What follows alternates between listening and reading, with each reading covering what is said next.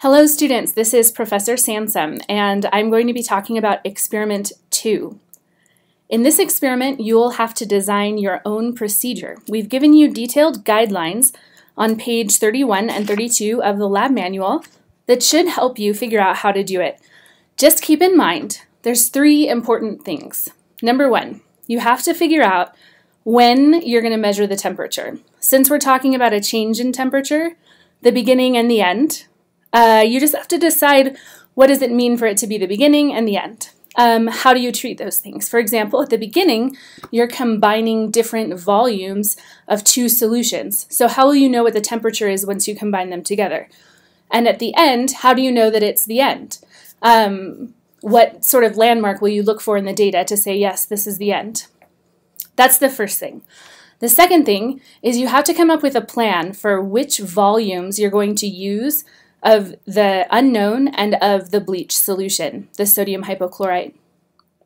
This is really important because you only have 50 milliliters of your unknown. So you have to be judicious in how you choose to plan your experiment to make sure that you'll be able to do the third thing that we ask of you, which is get 4 data points on either side of the peak stoichiometric ratio. So make sure you take those 3 things into account as you're planning your experiment. Now we're going to talk about how to set up the experiment. You will be using a styrofoam calorimeter, which is essentially a styrofoam block, and it has a hole in the middle where you'll place the dram vial. Inside the dram vial, you'll put your stir bar. Then you're going to put this whole thing on top of the stir plate.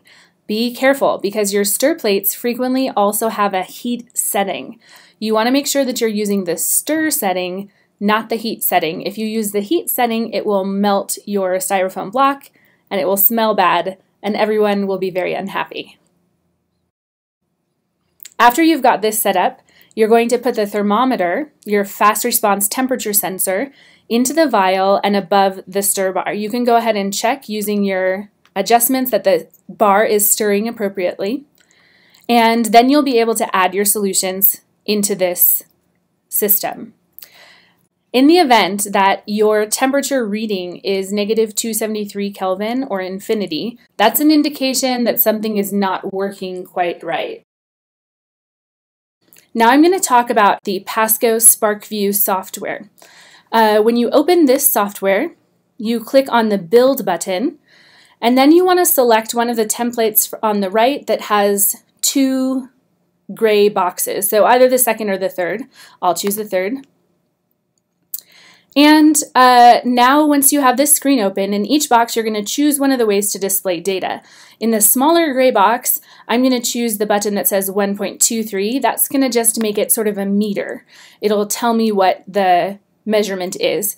Once I've done that, I select measurement, and I will choose from my sensors the temperature measurement.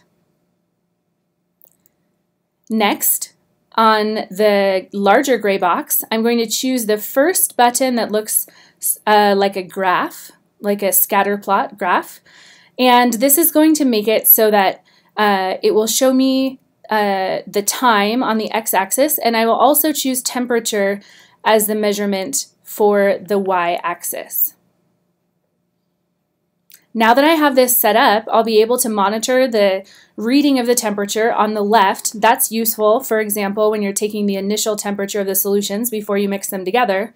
And I'll also be able to monitor the change in temperature over time on the right, which is useful when you are looking at how the temperature changes as you're running the experiment.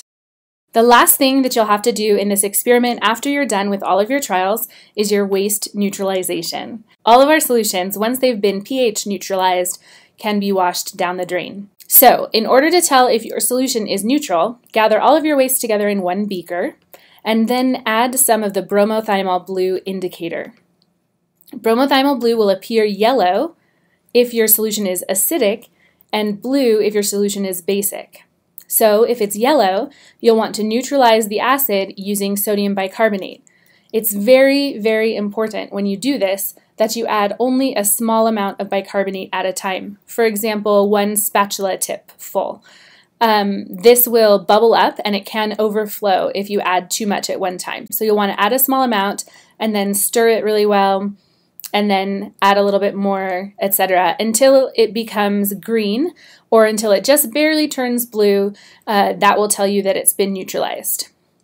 If instead the solution is blue because it's basic, you'll want to add citric acid in the same manner, just a little bit at a time until it turns green, or if it just barely turns yellow, then that's okay also.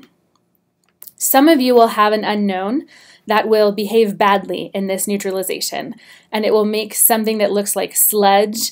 This doesn't happen all the time, but if it does happen, then the stockroom can help you. You can actually neutralize that with vitamin C. So if you ask the stockroom for vitamin C tablet, you can crush it up and mix it in, and then it will neutralize that problem. This is the end of the pre-lab video for experiment 2. Good luck!